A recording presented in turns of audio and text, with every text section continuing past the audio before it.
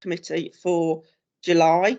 Apologies, we're online once again, but due to some technical problems with live streaming from the BMI and also me self-isolating, it's easier to do it this way. Item 1, notice of recordings. The chair advises the meeting to note that this meeting will be webcast for live or subsequent broadcast via the council's meeting site, and that members of the press public may record and take photos except where there are confidential or exempt items.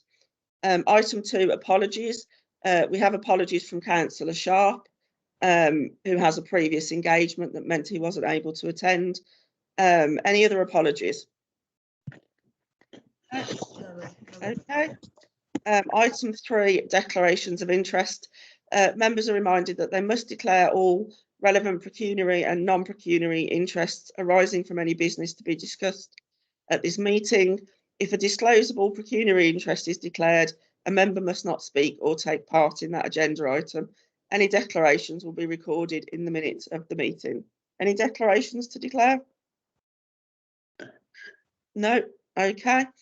Item 4, action notes and action tracker. We have 2 updates on the action notes and action tracker. The 17th of June localisation update. The Star Chamber paper regarding directorates rolling out localisation has sent out to all directorates and had been provided and was emailed to members on the 6th of July. So if anybody hasn't received that, do please let us know. The other update, and then I'll take questions. The 10th of May informal session on the LAMS data sharing. Officers have been contacted to follow up the agreed actions, which would include arranging a training session, and we will confirm these details as soon as possible. Councillor Bridle. Right. Yes, I wanted to ask about the LAMS stuff.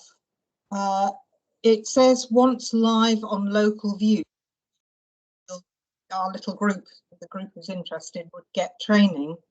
I mean, I just wanted some confirmation, because I thought the plan was that we would be kind of guinea pigs as a committee or a group of people who are interested, and that therefore we could trial it sort of when it's ready to go on local view, so that we could test it out before it kind of goes live. So I just wondered if we could have confirmation that that is going to happen, and also, well, be useful to know roughly when that might happen.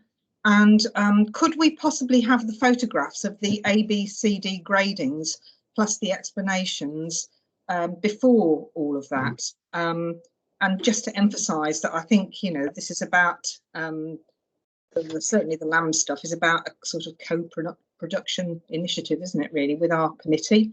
That's one point.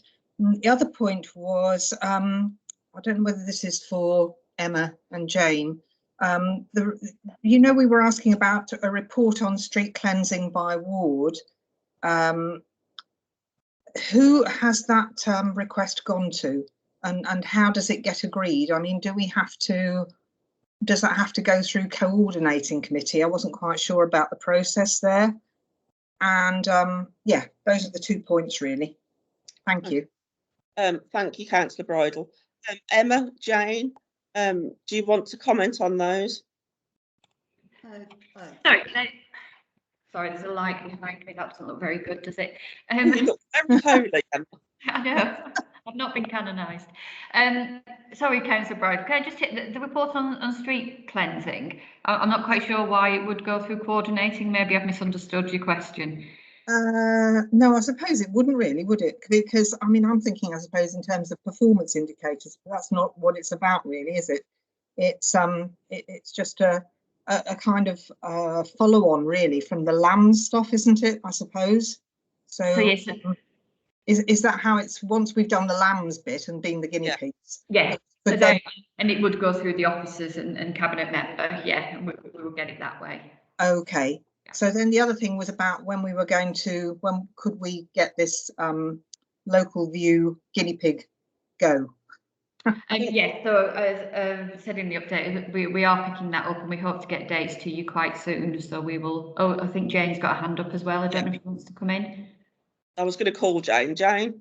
Thanks, Jan. Yeah, I was just going to come in just to confirm that I have contacted Nick about the follow-up as agreed last time, so I will confirm that as soon as possible. And I think the report on the street cleansing by ward, and you were talking about benchmarking, I think with other authorities, that's something I'll pick up with Nick and Darren as well, because I think that was something for discussion for members, how you wanted to do that and how you wanted to get that to committee. So if I follow that up with Nick and Darren, and then I'll get back to you as soon as possible. Is it possible, sorry Chair, is it possible to have those photographs of the A, B, C, D gradings with the explanation before that? I mean, I'd quite like to have a think. I've just come back from a litter pick in Ward End. It would be good to think about how we could start to use those pictures with residents. So I'm just interested in doing that. Yeah, we'll certainly ask for that information before we have the next meeting, which will be about testing out the site and then thinking about how we actually use it. Because it's like everything in the local authority, its value is only if members actually use it. Otherwise, we've created a rather complex interface that will just sit there and be used by officers with value to it. But we don't want officers to be doubling up on work and writing reports for us that actually we could just access on the system. So I think it's important, and we are moving that on, Councillor Bridle. We are, you know, it's just obviously some things take a bit of time, but we can certainly get those photos. Darren was indicating.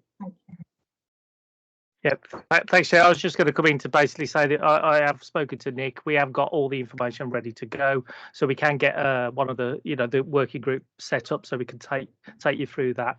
We have got a guide to LAMS of what to look for with those pictures, and we can circulate that ahead of that meeting, because I think it would be useful. So when you are seeing the maps with the blobs on, that you could understand what A, B, C, and D looks like. So I think that would be very useful. And I think once we've got that information data correct through that working group, we can then share that on a ward by ward basis to any elected member that wants that for their own ward, and we can look to see how we can share that to the general public as well. So it would all spin out off that work, and we are, you know, Nick's ready to start that work now. That's great, thank you, Darren. Is there anything else on the action tracker and action notes? No, I can't see any other members indicating. Okay, we'll move on to our update, the progress report on the implementation around the fly tipping report that we did previously. I don't know if Councillor O'Shea's joined us yet. He was running from one meeting to another. Hello, yes, I'm here. Oh, he has managed to join us. I'll start off by opening it up to you then, Councillor O'Shea, and then obviously we'll invite Darren to comment, and I'll take questions from members. Okay, thank you, Chair, and my apologies for being a few minutes late. Oh, that's fine. Really want to say that we're making decent progress with this, and above all, I really want to thank the committee for the work they did on this last year. It's good to see that we've actually been able to implement a significant chunk of what was put forward in your report. The CCTV is well underway. We have procurement in for the new cameras, and we are at the moment completing the policy end of that to allow us to deploy the cameras across the city, and that will also cover off the work on the wall of shame. We, as you'll be aware, we've launched the 6 enforcement officers in the worst affected wards in the city. On a cost basis, we couldn't run out to every ward in the city at this stage, but so something that is going to be kept under review, and we'll use it as a pilot to see how well they work and the impact they have. Sorry, Councillor O'Shea, can I just interrupt you? My apologies. Whoever's on the phone, that's fine, but could you please mute yourself? Because we're getting a little bit of feedback. My apologies, Councillor O'Shea. Okay. So that's been progressed. We're really proud of the work that's happening across the city right now on engagement with local residents. We've got something of the order of 5,000 pieces of kit out there now with residents, and we've issued some 20,000 of our new blue bags across the city. And I think from social media, you'll be able to see just the sheer quality of work that's being done in neighbourhoods across the city right now by volunteers helping to keep their area clean. We're working on the the bulky waste project has hit something of a barrier. We've changed tack on that. As you'll be aware from the announcement a couple of weeks back, we're going to trial 4 what we're terming mobile household recycling centres. Those will comprise a recycling vehicle, a compactor vehicle, and another vehicle to take away items for reuse.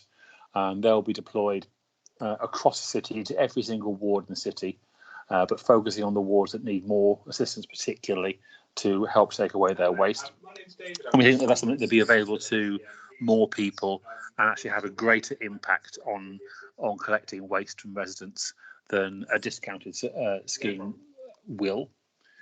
And obviously, aside from that, we've launched our 4 fly tipping teams out there. We have our brand new 4 deep clean teams being formed and put out to work.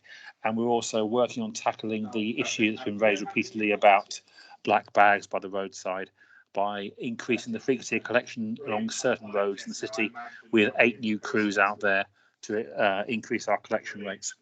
So we're making decent progress on this. There's items still very much to be completed, but I think we're making good progress given the problems we've had and the pandemic.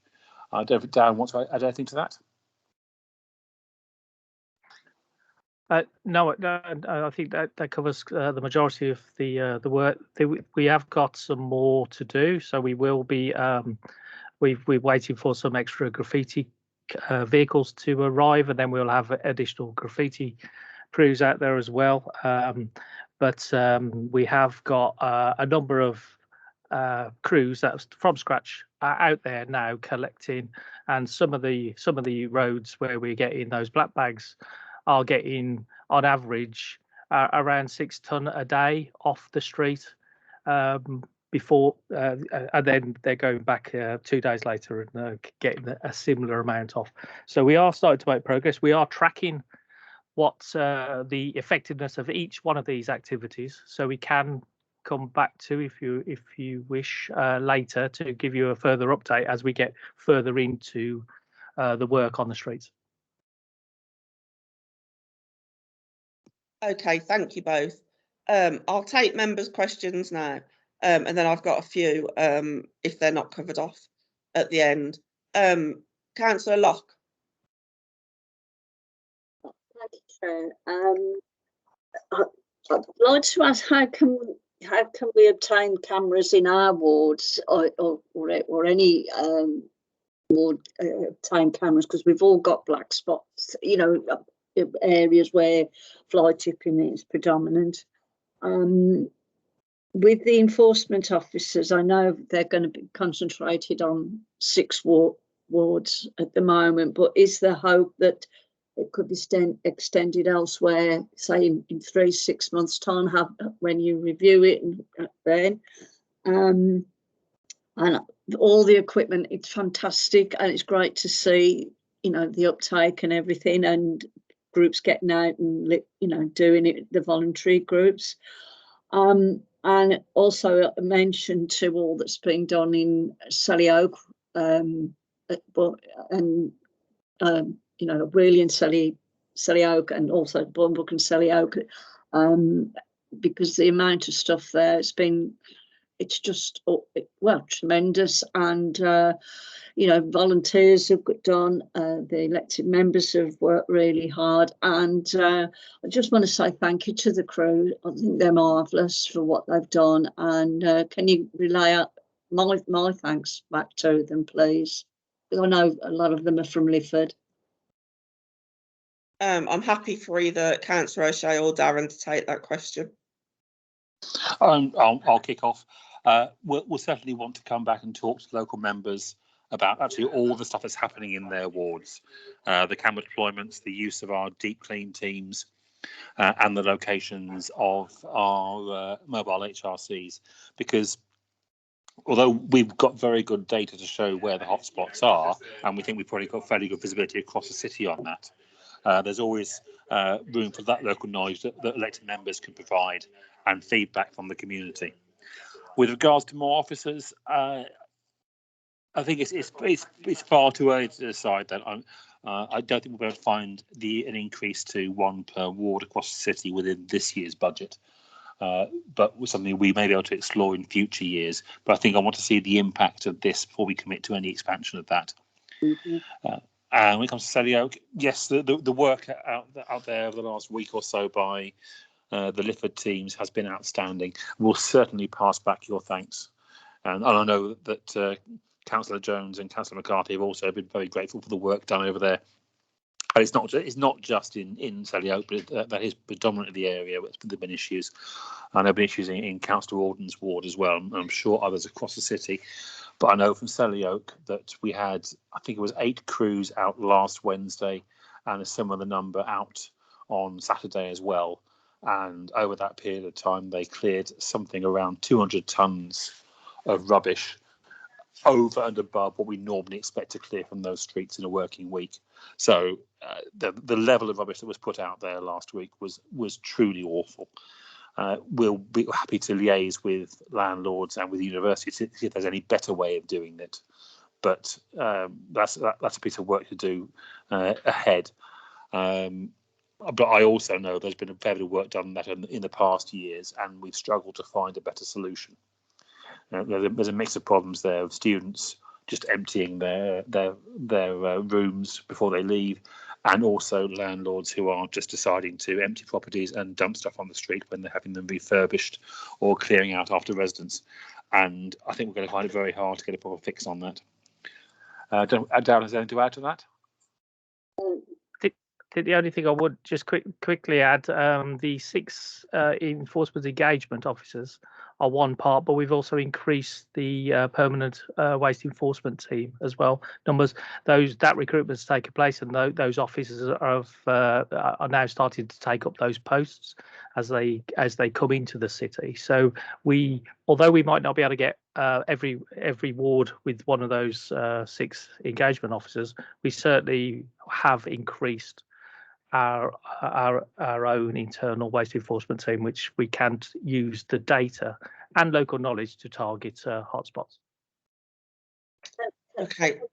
Sorry, Chair, can I just add, as well as the landlords, I would also go for the letting agents as well, because with some of the property, I'm not raining on Councillor McCarthy and Councillor Jones, but just there have been problems with some of the letting agents that we have here in my ward for some of the smaller houses. So it might be an idea to get at them too. If I could just come back for a second, Chair, there's also a letter going out from myself, Councillor Thompson and Councillor Cotton to landlords across the city, just reminding them about how they need to behave, and also reminding them about if they are being regulated as HMOs, that we have powers to deal with them should they not be performing as we expect them to perform in terms of supporting their residents to get rid of the rubbish safely and properly. So we're trying to tackle this across the piece, but it is a constant challenge, I'm afraid. Thanks, Councillor O'Shea. Anything further, Councillor Locke? Thank you, Chair, very much indeed. No problem. Councillor Bridle. Thanks, Chair. I'd just like to say a big thank you really to Councillor O'Shea and Darren for listening to the work that's come out of this committee. I think it's really good that you've listened and you're acting on it.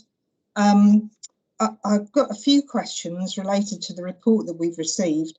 The wall of shame, then, when do you anticipate? I mean, it says in the tracker report that you're going to bring back a report to kind of firm up the policy that you've got to put in place. I understand that, for approval and implementation. when do you anticipate that that's going to go through Cabinet? That was the first question. And therefore, when do you anticipate that the Wall of Shame will go live? So that was point one. Secondly, it's good that we've got some more cameras now. Can you tell us exactly how many cameras we've now got that can be used for this stuff around fly tipping? So that was the second question. Thirdly, it sounds like, from what you're saying in this report, that you're going to use fines more liberally, which is what we found the other councils were doing. And I wondered, Chair, whether we could have, I mean, obviously we're tracking this implementation plan anyway, but whether we could have it'd be interesting to have a report back sometime on the increase, on whether, you know, the increase, there is an increase in the use of fining people, which is what the other councils seem to do, and not worry so much about the issue of court at the end of it. So it would be useful, I think, for us to have a report back on the fining stuff, the FPNs. So that was the third point. The fourth point was, could we possibly, those of us who are interested, maybe this committee, have the role description for the new enforcement and engagement officers? I'd just like to see exactly what their role is, if we're allowed to see it. I assume we are. And again, I think it would be really good if we could have a report back on how effective, I mean, you're obviously planning to do that, on how effective those posts have been, and what we feel the benefits have been. Because as Mary said, obviously we would like those to be rolled out across the city, or to get more of them eventually. And then the other point I was going to mention was, I'm pleased to hear, Councillor O'Shea, that you're going to consult locally, us councillors, plus, you know, so that we can do some work locally, before you push the mobile HRC out into our areas. And I think it's really important to talk to human beings as well as look at the LAMS data, which is obviously important, but also to talk about people on the ground, to talk with the people on the ground about how they think those machines could be best deployed. And my last point, actually, in relation to, I know this isn't exactly fly tipping, but I've been out this morning in Ward End doing a litter pick with a group of residents. You know, we did a really good job, although I say it myself. But I've found it quite difficult, because I organised it, and I found it quite difficult to navigate the Birmingham website to find that form that you fill in to say you're going to do a litter pick. I imagine it's easier if you are a registered litter group, but we're not. So, I mean, I found the form, but then couldn't we have like a phone number?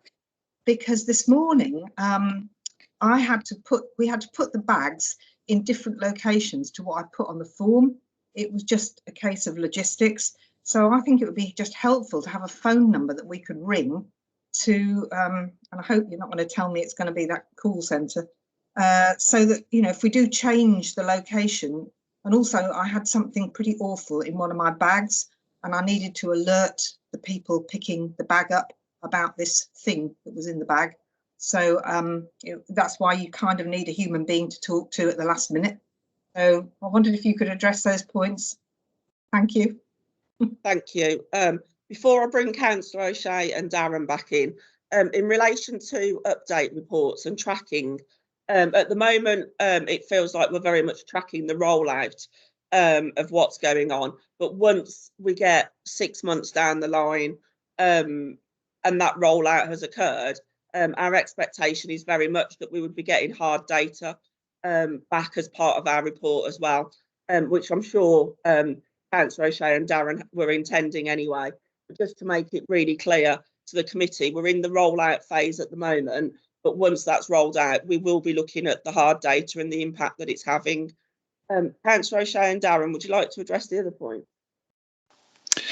Thank you, Chair. Yeah, and just to agree with what you just said about collecting the data, that's certainly the intention, to collect data for all these initiatives, to maintain separate data streams for what we clear and what we collect, and to show whether the initiatives work or not. You know, I'm open to things not working. If what we're doing isn't going to work to keep our streets clean, then we need to stop and do something else. We need evidence to suggest that. And similarly, we can make an argument for expanding the number of enforcement officers in wards. As Darren points out, you know, it isn't just about the officers based in the wards permanently. It was an increase in people doing this work across the city. If we're going to make the argument for an expansion of that service, which has a significant cost attached to it, then we need to have some very solid evidence to justify that. So, yes, the aim is to collect that information, and we will certainly bring that back to the committee. That isn't a problem at all. With regards to the cameras, Councillor Bridle, there's a report going to Cabinet in July, and we'll then be doing a fairly brief consultation period over the summer, and then implementation report going back to Cabinet, I believe, in September. So we should start to see the cameras, assuming Cabinet pass all this stuff, and I can't prejudge that. But I'd expect that to come back out in the early autumn. We've actually got the groundwork done now. We have our media team been out putting together images to use on the name and shame videos, and put together some sample ideas of what they're going to do. So, you know, we're ready to do this. As soon as we get the legal authorities tied up, then we're ready to roll on this, and we can start deploying the cameras. With regards to the early autumn, Councillor O'Shea. I think that's likely. Yes. Yeah. I say we're going to get back in September. Darren can correct me on this. That's most likely. We're looking at, in terms of enforcement and wider use. That's a broader question, perhaps, than I can answer, and I don't know whether you want to involve the Chair of Public Protection on that one, Chair. That might be a better able to give you a response on that one. I don't think there's a problem at all with us sharing the role descriptions. Right. But again, Darren can confirm on that one. And about the website, we have to work the website we have, unfortunately. There is, of course, the email address for contact, which may be better than trying to negotiate the website. And you can contact that on cleaner, greener streets at birmingham.gov.uk. With regard to a phone number, not necessarily sure that our team is quite big enough to cope with that on a regular basis. So there's a very small team working on this. So if we had to sort of deploy somebody to answer the phones, that would perhaps take a fair bit of time out of their working day. But I have to pass that one across to Darren for any other comments he wants to add. Thank you, Councillor O'Shea. Again, yes, I'll confirm that we can happily send across the job descriptions, and I've also done a bit of a day in the life of what we expect, so I can share that with you as well, so you can see what we're asking the 6 new enforcement engagement officers to have a look at. So we'll send that out to you. I think you asked a question about numbers of cameras. Yeah. So we've got 10 coming in, new ones, and we've got 15, but realistically we've got 9 that can be deployed, so that's going to take us up to 19 cameras that we can move around the city to deploy in various locations. So we've doubled what we've got. The issue with the phone number, you make a very valid point, actually. Changing locations is or that you find something that is you need to alert because the only issue that we've got at the moment, and it's an operational issue, so we need to find a way through it, is that we have got 2 teams supporting this. So we have got a specific Love Your Streets team that are dedicated to work with communities and help support, but they can't be everywhere in the city, so they are massively supported by the depots and the crews in the depots. So it isn't as simple as one number, because it needs to go to, it might be the depot that's picking it up rather than the Love Your Streets team. Ultimately, we need to get the detail, I think, to the depot, because the depot would be the one that, especially if you pick something up that needs collection a little bit Yeah, I more contacted the sensitively. depot manager in the end, I think. Yeah, so Yes, the right yeah. thing. It's okay. I think that's the right cause. The problem with numbers is that numbers have to have people standing behind them to answer them, and then if that person's not there, then you end up getting in a queue or not being answered, which is an operational issue that we need to do, and we do need to keep reviewing the website to make sure it is simple and as clear as we can make it, and we regularly review it, and we take back any feedback or any issues that we've got to the web team.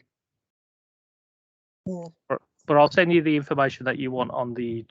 Would that go to the whole scrutiny committee? Yes, please, Darren. Yeah. Okay.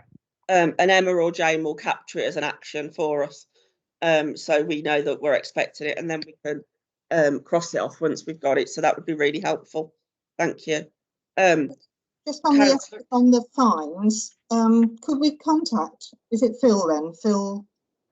Yes, we will do. Yeah. Okay. Thank you. We'll have a conversation with Councillor Davis. Yeah. About the public protection role. Yeah. If Emma and Jane will pick that up for us, and we'll start that conversation and potentially invite him to a future meeting. Councillor Oldham. Thank you. I wanted to ask some questions about these mobile units that are going to be going around. The first of which is in Selly Oak, Selly Park, it says on the papers. And it says that they parked up for 4 hours and allow residents to take their stuff to them. So that means, does it therefore that you've still got to have a vehicle? Because it could be not very far from my house at all, but if I've got, say, a bed I want to get rid of and I haven't got a car, I can't carry it there. So will they come and get stuff in that situation, or is it only people who take stuff to them? Secondly, how do people find out about it? If they're in one location in Edgbaston, that's quite a big area geographically. How do people in the ward know that they're going to be there, and how far in advance do they know? Sorry, my phone's ringing in the background. I'll quickly finish then turn the sound off. And the other thing is, who decides which location in the ward? So the councillor's going to be asked. I'm going to turn the sound off so you don't hear my answer.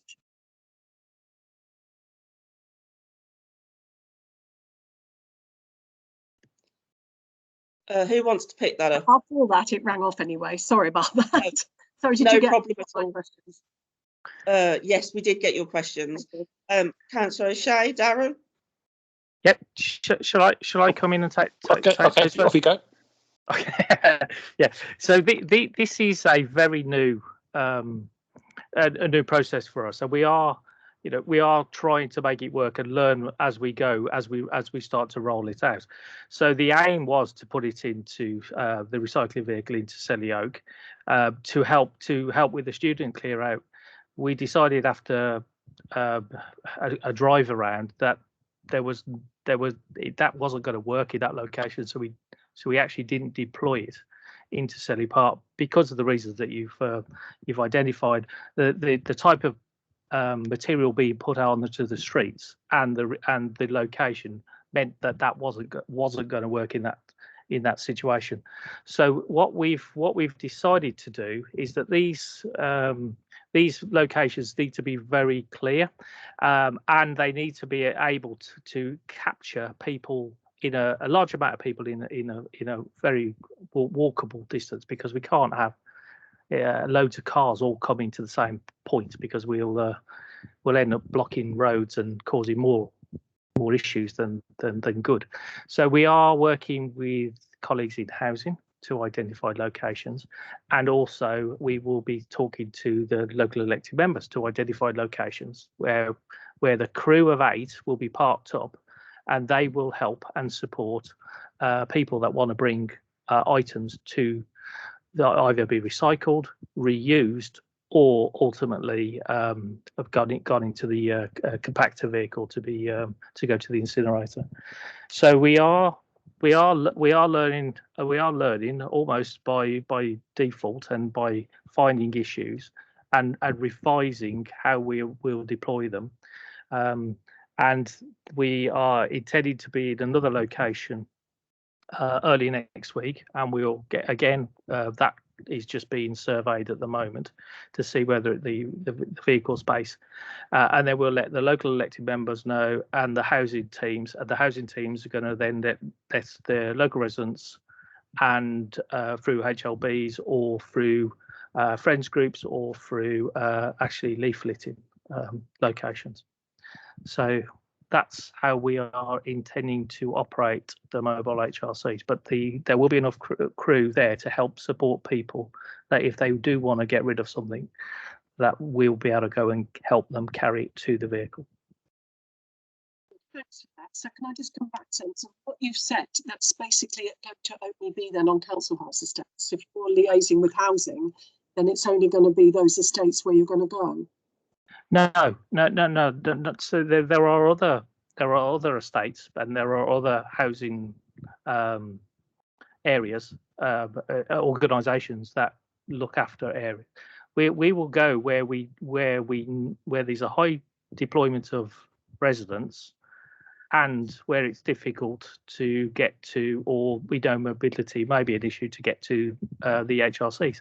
So that location could be in the middle of a housing estate, could be at the bottom of a block of flats, or it could be in a road. If we know that is where we need to tackle or help people dispose of their waste in the most appropriate way. So it is open to everywhere. We have got 3 vehicles that we do need to park up, and we do need to make it accessible so people could actually walk to the vehicles wherever possible. Okay. I very much get the impression that we're at the suck it and see stage, for want of a better phrase. But there's nothing wrong with that because it's a new initiative. And as long as we're learning from it all the time, that's okay. But we will want to keep it under scrutiny review, I think, just to see how we're adapting to it and how effective it is. Would that be okay? Totally agree. And this initiative is new. Nowhere else in the UK is doing it. We've already had approaches from other UK cities and other UK authorities to want to learn from the way that we're learning from it. And places like Sheffield, Manchester, Telford have also made contact to see how they could do it, and they're interested to see whether we can work it out, and then they might actually duplicate that system there. So it is very much a response to the change in the bulky waste offer, and offering hopefully a better solution where we could deal with more waste in one go. But I agree, we do need to bring it back once we've got it all worked out. Okay. Is there anything you wanted to add, Councillor Oldham? No, thank you. I mean, it does seem to me as if it sounds a good idea, and then when you think of the logistics of it, you begin to think, "Ooh, how's that going to work?" As they said, you've got 3 vehicles. You don't want people driving up to it, so people can't come from very far distance if they've got to carry it or get the men to come to their house. So it sounds good, but I can't see. I have to say, I think there's going to be problems in it and how it's going to work. But we'll see how it goes. Yeah. Chair, if I could just step in. Let me just say that yes, I'm sure there will be problems. Any innovation has problems, and we expect those. And this is just trying to see whether it works or not. If we have a better solution to the problems that we face with getting bulky waste and waste to our HRCs. And we have a demand people to be able to walk stuff into our HRCs and be able to take stuff in by bike, and we can't allow for that at the sites. But here we have the opportunity, so it's opening up to so people that haven't got good access right now. It's not the whole solution. You know, the bring sites to the HRCs are going to be part of that solution. Our online booking service for collection of waste is going to be part of that solution, and this is a further arm to that to see whether it works. But it is about trying it, see whether it works, and improving it. So we're monitors and trying to make it work better. There's absolutely nothing wrong with innovating and trying something new. And I think we're all really pleased to hear that you're open to new innovations. And in fact, I've sourced this one, as a department cabinet member on your own. But yeah, it is something, that we'll just need to keep an eye on and adapt as possible and make a judgment once we know how it's going. Absolutely nothing wrong with innovation whatsoever. I've got Councillor Harmer next. Thank you, Chair. So a couple of points from the, I mean, some of them, the ones I had have already been picked up. A couple of points that haven't. Firstly, in terms of feedback, it's be really helpful for local members to know what's actually being achieved when some of these initiatives take place. So, for example, as the Cabinet member will know very well, the Deep Clean crew were in Acox Green last week, and when we were asked which roads we felt were priority, we both gave quite long lists of roads, which will clearly be more than was doable in 1 week by squad. I asked, could we be told which roads actually were done, and any feedback on what issues the crews had, and comments they might have made, whatever. And I was sort of hoping that would be feedback either at the end of the week or quickly at the beginning of the next week, so that we could know, well, Deep Clean squad in a ward for a week does X or does Y, and what we knew was then left undone. And partly this comes from having asked the Acox Green Litter Champions group what they felt were the priorities, so to be able to feed back to them, well, this is what was done, and that might steer where that group would focus. But I haven't had any such feedback. It doesn't have to be anything complex, doesn't have to be a formal form or anything like that. Just a quick, well, councillor, this is what we did, and these were some of the issues we found, or whatever. Quick email. That's really what I was after, just to steer expectations for future deep cleans. And also within that, it would be helpful to know when we might sort of expect another. I mean, is this something that each ward gets one of every however many weeks? What sort of, are we waiting now another, is it one per quarter, is it one every month? What's the sort of realistic expectation on that? So that would be helpful. And the other point is, when are we likely to see improvements in terms of capacity, in terms of tackling flats above shops where the residents are just putting their black bin bags of rubbish out onto the pavement or verges? Immediately they fill a bag. As Councillor Shea will know all too well, we have a major problem on Shirley Road by the shops on School Road. I drove by there this morning, and great piles of rubbish crossed the pavement again, and it was cleared quite recently. So this is going on day by day. And what we really need there is waste enforcement officers to, go and knock the doors, see what can be done in terms of better bin provision. And that's been the case for months and months. All we currently are doing is clearing up the piles of rubbish each time we complain, because they'll just keep coming. So some feedback on those 2 points, please. Okay, thank you. I'm sure it's an absolute coincidence that one of the first deep cleans was in the Cabinet member's ward, and I'm really glad that he chose to test it on his home turf.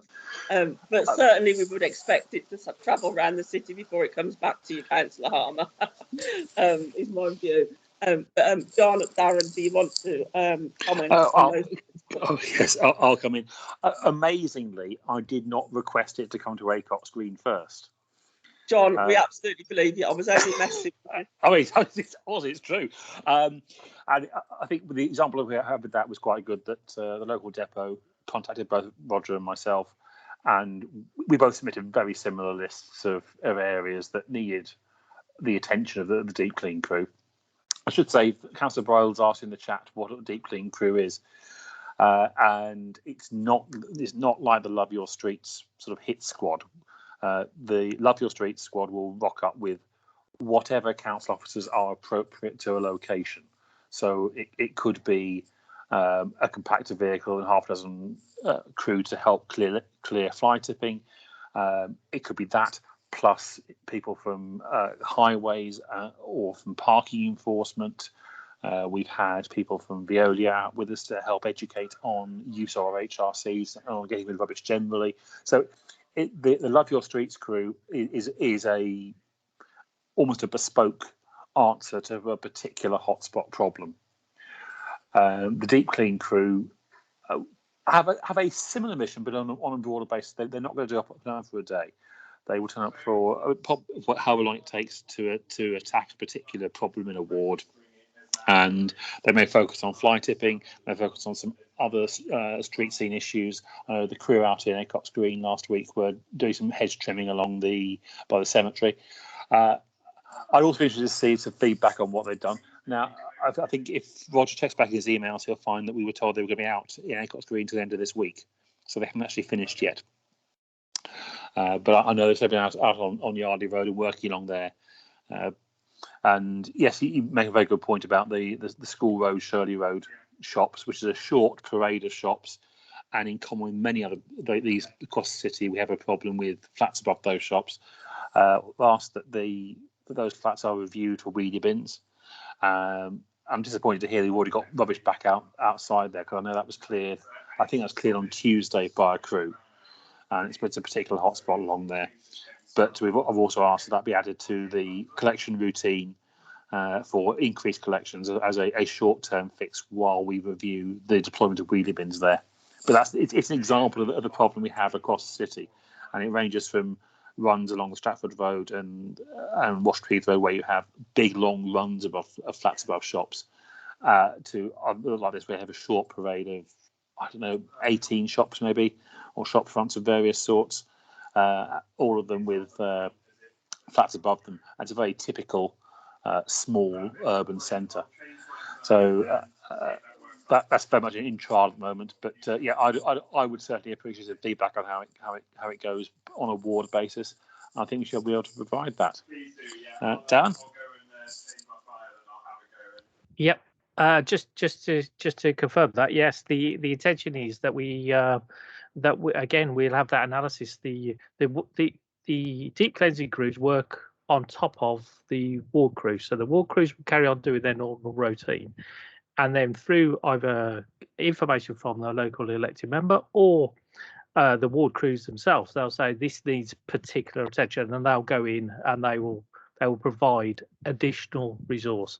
And that should be noticeable, and we should be able to report that back. And the aim is that we have got some support to produce the data to show the effectiveness of each team. That person doing that work should feed back to each person, elected member, what's happened in their ward, and we can certainly make sure that takes place. We have got an additional resource of 10, although we've got 8 at the moment. We're just sorting out some more, the other 2 SAC crews that we are tackling on a regular basis, those roads where we know SACs come out onto the street from shops, from residents above the shops, and from everywhere. So we have got those additional crews, and again we're monitoring which roads we deploy them on, what impact they're having, and whether there are other roads that need to be added to their workload as well. So it is about data. It's all about sharing it with people that know their area, to make sure that we are getting the most use out of this additional resource that we can. If I may just quickly come back on that, I did actually just check my emails, and the email was sent on the 24th of June saying the crew would be out in your ward next week, which is week commencing the 28th of June, according to my calculations. So I'm very happy if they're still out there working, but that wasn't actually what we were originally told. But if that, if for whatever reason they started later or whatever, and that's fine. And I look forward to receiving the feedback from them when they do actually finish. Thank you, Chair. Roger, can I just come back a second on that one, Chair, if I could? Sorry, I've just seen the email was sent to me rather than to both of us, but there's an email from Michael Jitman just to confirm they'll be out till Friday and end of this week. Well, it would be good if it went to both. Yeah, ward sorry, councils. I wasn't aware it wasn't sent to both of us. So I assumed you've been advised as well. So I apologise for that. Okay. Apology accepted. Thank you.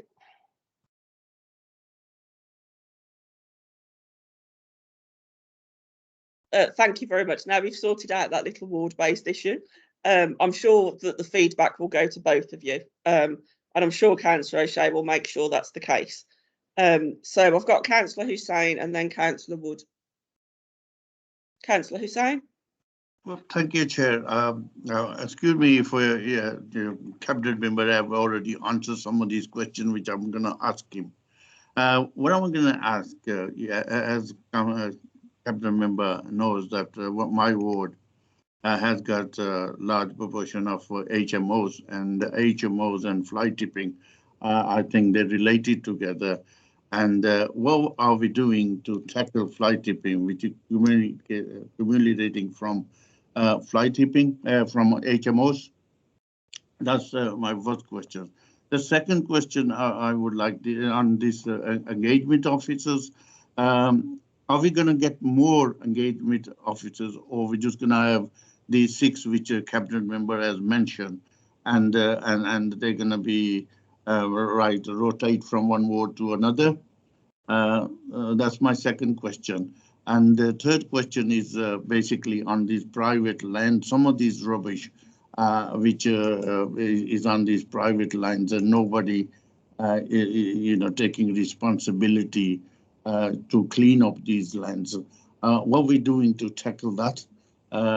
And the last one is about two to 3 weeks ago, there was announcement was made by council of £7 million. How is this £7 million gonna be used, and how is gonna be shared out to all of the wards, or how are we gonna basically what plan do we have to use this £7 million? Thank you. Councillor O'Shea. Darren, who wants to come back on that? Can we kick off first, Darren? This could be a long answer, Councillor Hussain, so I do apologise. Fly tipping and HMOs. We will seek to prosecute fly tipping wherever it occurs where we have evidence to support a prosecution. Unfortunately, that means we do need somebody to step up and give a statement to support camera evidence, or a personal statement to say they have seen somebody fly tipping.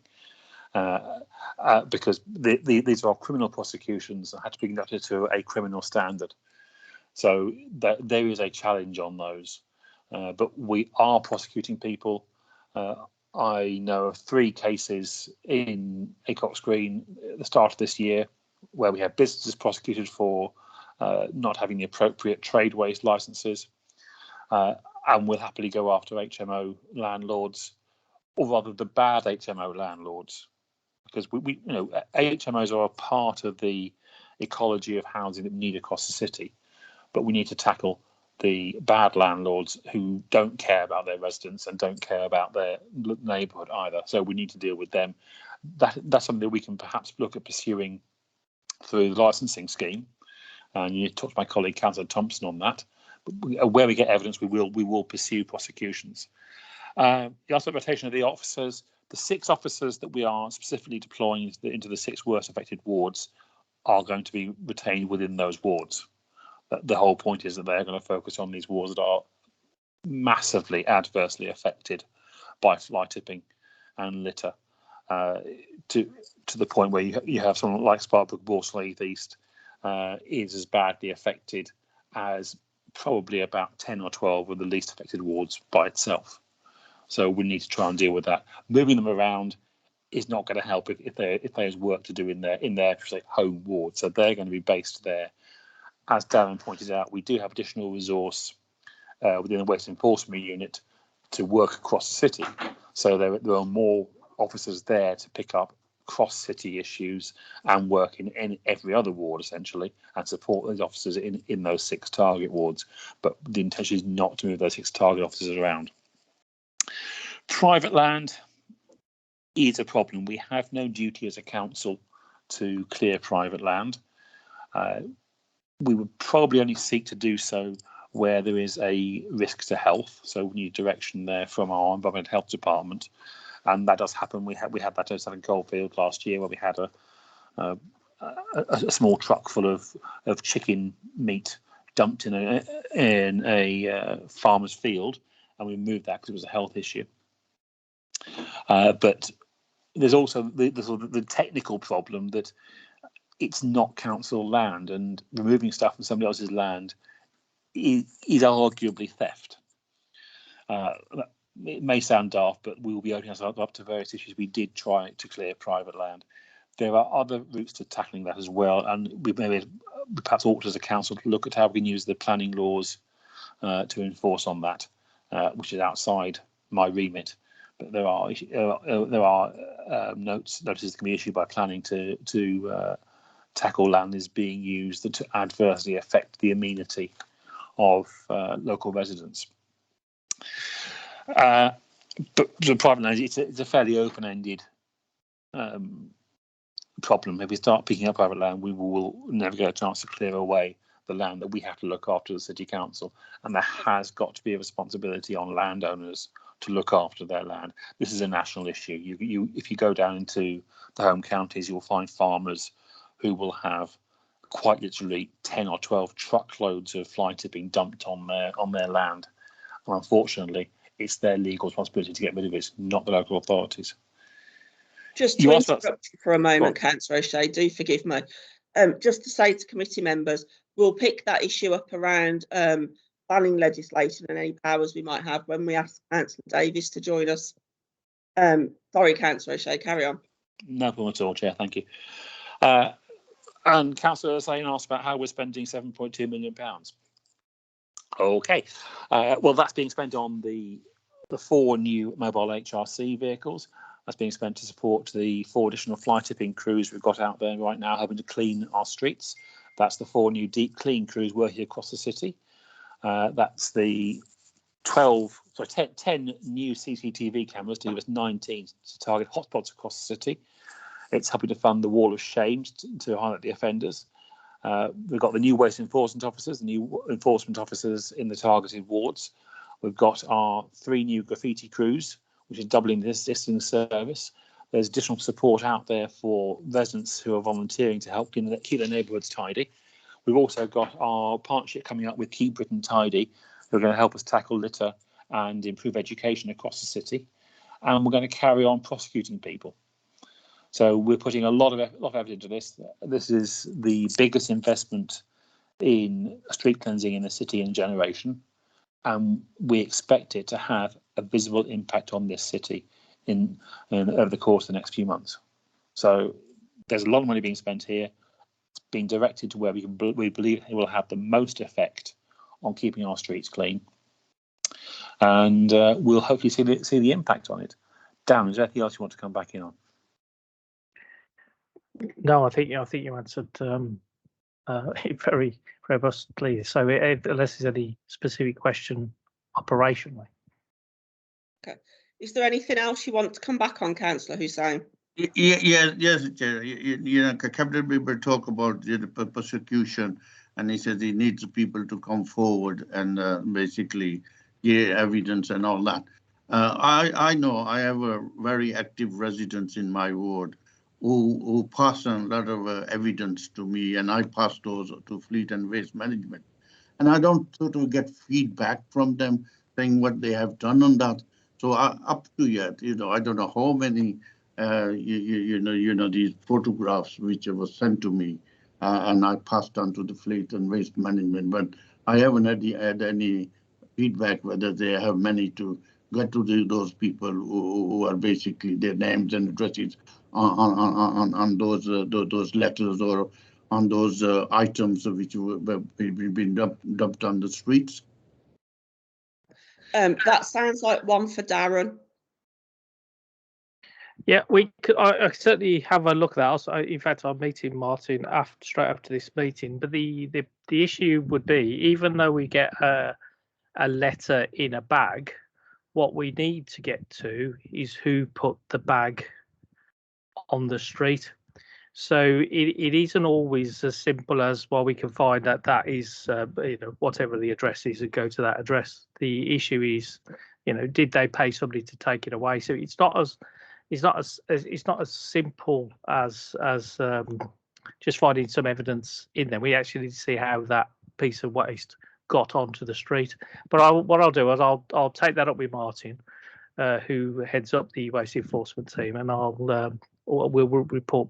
I'll get him to give you an update of where he's got to with your inquiries. Thank you. Yeah, I think the question, we obviously understand that there's an evidence threshold. I think the question was more just about, even if it's an email saying, unfortunately, you didn't meet the evidence threshold, just for members to get that update when evidence has been submitted, so that they can then go back to their resident or their group and explain what the situation is. Yeah, totally understand that. I'll pick that up, and I'll ensure you get a response. Brilliant, thank you. Councillor Wood. Thanks, Chair. I'd like to start by saying a huge thank you to the hordes of volunteers across the city who are actually going out with the blue bags and the litter pickers, and certainly the equipment that has been provided to them is being put to good use. And certainly in Sutton Coldfield, for example, they've got over 300 roads adopted by residents, which is fantastic. So it's great to see the community coming together. The information that they feed back will obviously help Fleet and Waste target hotspots and stuff like that. And we've heard both the Cabinet member and Dan say that you're going to consult with members with regards to hotspots. What we haven't heard, or correct me if I'm wrong, what we haven't heard is when you're actually going to consult with us and maybe compare your records with what we as elected members have got in our notebooks. So I'd like, if you like, a fixed timetable for actually doing some consultation with elected members. Second one is with regards to CCTV cameras. If I'm right, I take it these probably need a mains feed to work, or have we actually managed to get some that are solar powered, for example? I think Darren and the Cabinet member both know that I've got a huge problem on the A38 with fly tipping in the lay-bys. There is no lamppost in there or anything. So we really could do with some sort of deterrent. Even if, a bit like a neighbouring authority where I was driving through, they put huge signs up that basically say, you are being watched. Now, yeah, nobody knows where these things are going to be, but I'd like to know how we tackle, or how we intend tackling fly tipping in places where we've got no access to power to actually do CCTV cameras. And finally, could I have confirmation from the Cabinet member and from Dan that if we as elected members send an email direct to an officer asking them to do something, that we can still expect a response, and effectively a response from that officer, rather than potentially being told we can't do that anymore, such as happened elsewhere. So I'd just like reassurance that we can still maintain our relationships with local officers and expect responses from our local officers. Thanks, Chair. Thank you, Councillor Wood. John, Darren, whoever wants to tackle those. I'll kick off if I can and then hand over to Darren with the more difficult bits. Yes, Councillor Wood, I absolutely agree. I think that if you've got 300 roads adopted at Sutton Coldfield, that's brilliant work, and we would all praise the work of the volunteers across the city who've been stepping up to support keeping the neighbourhoods clean and tidy. It is brilliant work. Remember, we've issued 20,000 blue bags so far, and we're ordering more in because we need that. 5,000 bits of kit out there already. Some of those items were issued at about midday on Sunday and were in use by 4:30 on the same day, in the city. So there is a real desire for people to get back out there as a community to help keep their neighbourhoods tidy, and I absolutely support that. I'll lead down to answer the questions about the power to CCTV cameras and email direct to officer. So far as I'm aware, yes, we are, as councillors, entitled to expect response from officers. I suppose that my question would be, is it a routine question, in which case can it go to the complaint system, or it's something that does require specialist knowledge? But I'll hand that across to Darren. Thank you, Councillor O'Shea. So yeah, a couple of questions. I mean, very good questions with the CCTV, because our cameras do require power. We haven't been able to find a camera that has sufficient, or that runs on solar panel that will be robust enough to stay there. So lampposts are our mainstay of purchases for the cameras to sit on. So we do, that is an issue, and we do need to think of an alternative way of getting our cameras onto those hotspots. Those laybys on the A38 are particularly bad, and I went there myself to have a look at the type of material that was being deposited down those banks, and you know, the crews have done a fantastic job, and I know volunteers have also been out doing exactly the same job down that road, and it is a challenge. And I know we are working with, and we are trying to find a solution with working with our highways colleagues, but at the moment we haven't got a solution for a CCTV camera with no power. The letters and responses from officers directly is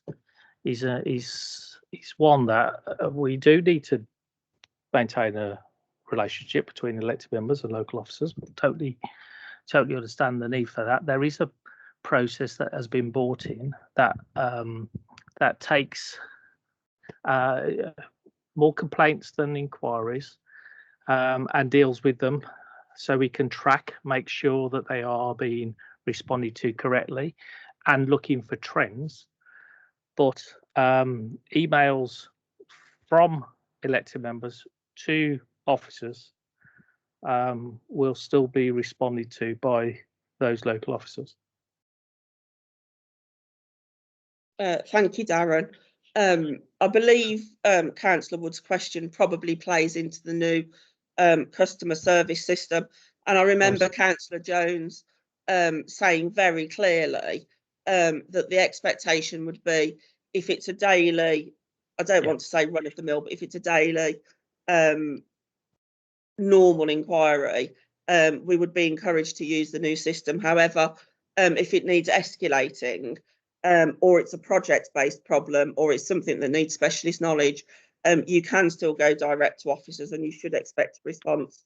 And I believe that's the guidance that Councillor Jones gave when rolling out the system. So I hope that helped.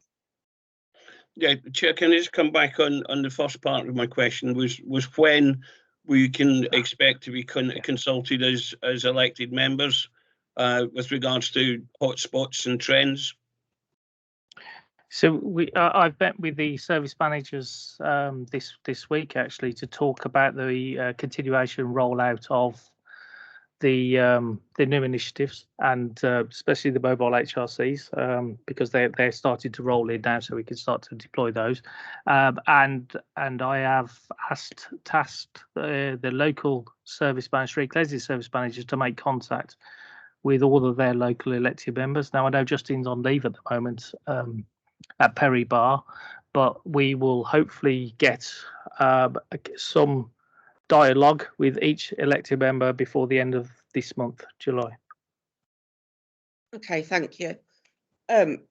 Councillor Bridle's got one final question, which I'll allow, and I've got one question that hasn't been covered. So we'll both throw them in together, Marge, if that's all right. After you. My point was just in relation to, you know, finding a letter with an address on it in a black bag. I remember the other councils who came to speak to us said that they if they can, they go and visit the person whose address is on the envelope, and often that people, when you go and see them, they just admit that they've done it. and they apologise and say they won't do it again, which probably they will. But you know, the point is that that they still go and visit those people, and often people do admit that they have dumped the rubbish. So I just think we need, you know, that approach if it's possible. And the only other point was just on Ken Wood's point, that yeah, and to back you up, Chair, that we do still have these relationship managers, a list of them under the localisation work, and I mean we should be able to talk to our relationship managers, particularly as you say about projects or difficult issues that, you know, may need we may need to talk to somebody to get them resolved. Absolutely. And that's the members' expectation. Mine's pretty quick and simple, as most of the questions have been covered. I have a bit of a concern about the capacity of the mobile household recycling units. For example, I can imagine, I mean, I think they're a great idea, and they would certainly be helpful somewhere like Stockland Green. But I know exactly what will happen when they come to Stockland Green. We'll alert all our residents' organisations that this is going to happen. But in reality, what will happen is a group of residents will get together, clear an alleyway, which is private property, at the back of a row of houses, which is where we have particular issues with fly tipping. And I'm not sure that those 3 household recycling centres could deal with the volume of rubbish that comes out of those. Now, the residents are very clear that it's not our job to clear them. They've come together as little groups and are slowly but surely starting to clear them. And that's where we would see the value from those household recycling mobile centres. But whether they would have the capacity to deal with the rubbish from a back alleyway of, say, 50 or 60 houses is doubtful. So I just wondered if you had any thoughts on that. Should I take that one? Go on. Okay. If the way they would think of the mobile HRCs is about getting rid of household waste, so it will be parked up. People will bring in, the capacity of the compactor truck is 11 tonne. The capacity of the recycling truck, depending on the material, is slightly less, and then we've got a box wagon for any big and bulky items. So if they've cleared an alleyway, we wouldn't send the mobile. I wouldn't expect the mobile HRC to deal with that. We would send the fly tipping crews and the dumping crews that we've got, which are outside of the because that is. I'm sorry to interrupt you, but I just need to clarify that, because and apologies to the committee members, because I don't think this is a specific Stockland Green issue, but in relation to this question, I'm making it one. When we've tried to do this before and the residents have volunteered to clear the alleyway, we've been told by Fleet and Waste Management that they won't collect the items. A member from a different political party then advised them to just put it on the pavement, and we'd have to, which is what then happened. But I'm not going to get into that, because ultimately the residents got what they wanted. And that's where the issue stands. They will happily clear them. I mean, and to be fair, it takes them 2 or 3 days to do it, but they've been told that it won't be removed at all. So I can see them trying to access these household recycling centres. Yeah, and that isn't the type of waste, and that the mobile HRCs are set up to actually deal with. We do need to look at private alleyways and how we dispose of that waste. And as Councillor O'Shea said, there's still a bit more work to be done on the legalities of who and what we should be doing in the first instance. But our primary function as an organisation is to support the massive clear-ups and dispose of the waste that's produced or brought together by council residents. Okay. You mean residents within the city council boundary? Yes, residents within the city. Yeah. All right, just to be clear. No problem, Roger. We'll see you soon. I don't know if you want to comment, Councillor O'Shea. No, I think we do need to have some consistency on that. I mean, my vision would be that where we have local groups prepared to muck in and clear areas like back alleyways, which are perhaps thornier problems than an obvious area of open land that's left with rubbish. Where we can get some cooperation from local residents to get that cleared, and then the city council removes that from a particular location, but sort of roadside location. That's something we should probably look towards delivering on. But I'm cautious about saying we're going to start clearing large tracts of private land, because that is very problematic. Yeah. I think it is a bit clear when it comes to alleyways, but this is a problem across the city. We have issues I think any ward where you've had any sort of very dense housing created, you've got back alleyways, and they are a problem. Yeah, maybe you, me, and Darren can pick this conversation up outside the meeting then, because certainly. I do see it being a problem in terms of how the household recycling centres are used. So I'd like to head it off at pass with a solution if possible. So we can pick that up outside this meeting. Do you want to answer Councillor Bridle's question as well?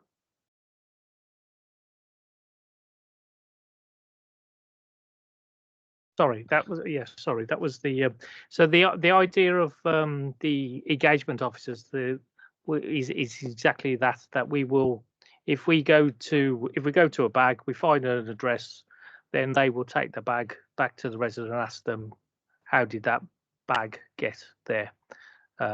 So that is one of the roles that we expect the new enforcement engagement officers to undertake.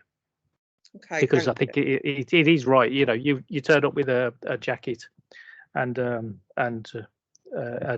talk official and ask the right questions, then the aim is to change culture and stop it going on the ground. Okay, thank you. We're going to move on then.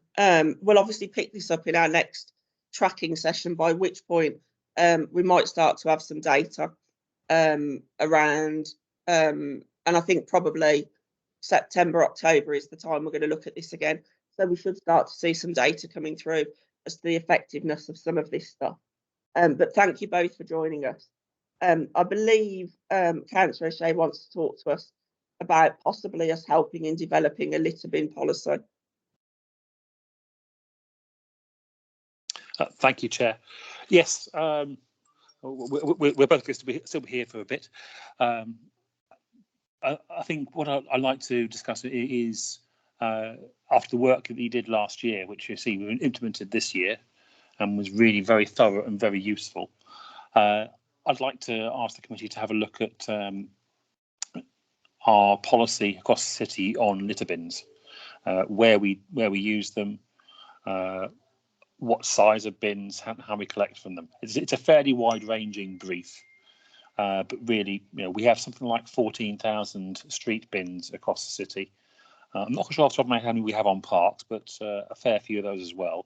And really, I'd like to ask the committee to have a look at what other authorities do about where they put them, how often they collect them, how they monitor them, and the size of bins they use, to see, are we doing the right thing or can we do better?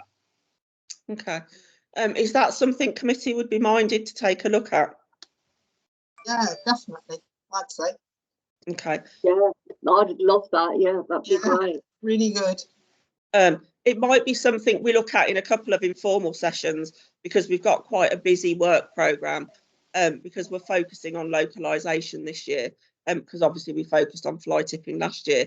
But we can certainly arrange the work and then do it through a couple of informal evidence sessions, and then bring a formal report to scrutiny committee and work alongside the cabinet member like we did last year, if members are minded to.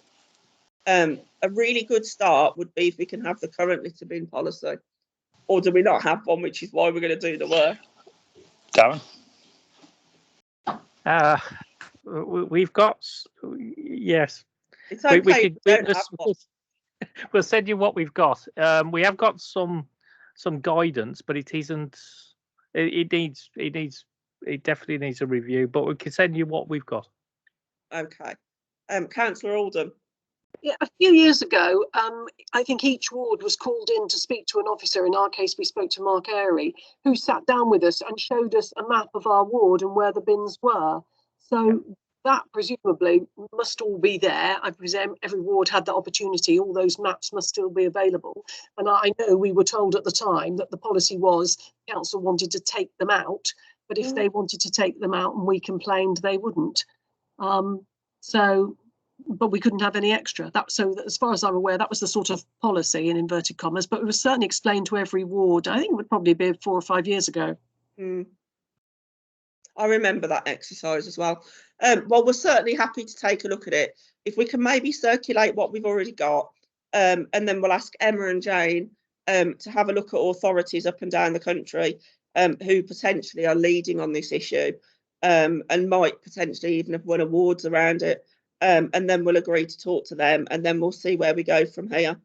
And obviously we'll involve Councillor O'Shea along the way, because I felt that was a very productive piece of work last year. Committee will take lead on it, but Councillor O'Shea can be involved in terms of, just,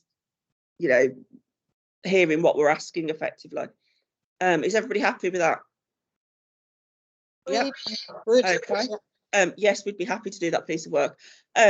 Obviously, Darren's staying with us for the performance monitoring. You're welcome to stay, Councillor O'Shea, if you were planning to, but I don't know what your diary's like, so we don't have an expectation that you'll stay. I'm happy to stick around, just listen in for a bit. That's okay. Yeah, that's absolutely fine. Okay. Thanks. So we'll move on to the performance monitoring. Thank you, Mira, and thank you, John. Sorry, my brain went blank there.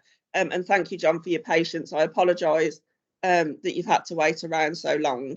Mira's going to present us with the performance monitoring, which I believe looks a little different this time following our previous requests. So we thank you for that, Mira.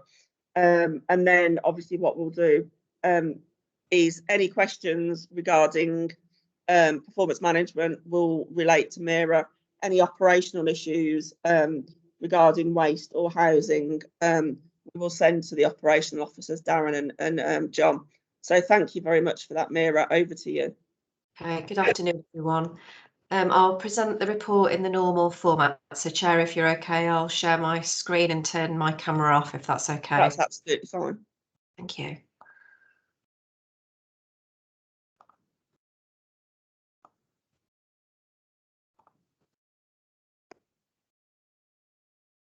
Okay, so this is the month 2 performance for the City Housing Directorate and the City Operations Directorate. So City Housing Directorate will cover housing performance, and as I said, this is data as at month 2. Chair, as you've already outlined, the report does look different, so we've taken an opportunity to review the way that we present the performance information. So there is now a contents page and a summary page, and the summary identifies at a glance view, if you like, the RAG rating for each of the KPIs reported. It also has a diagrammatic presentation of the RAG rating as well, so you can see that at a glance. And it also has a exceptions report as well. So this is for any measures that are RAG rated red, blue or amber. It will just pull out the commentary that's related to that KPI so that you can, again, you can see that at a glance. So effectively it's a summary page before we get into the normal format that you are used to seeing. So I'll just take you to the first page of that. Okay, so the first measure here for housing is we will respond to all council housing emergency repairs in 2 hours.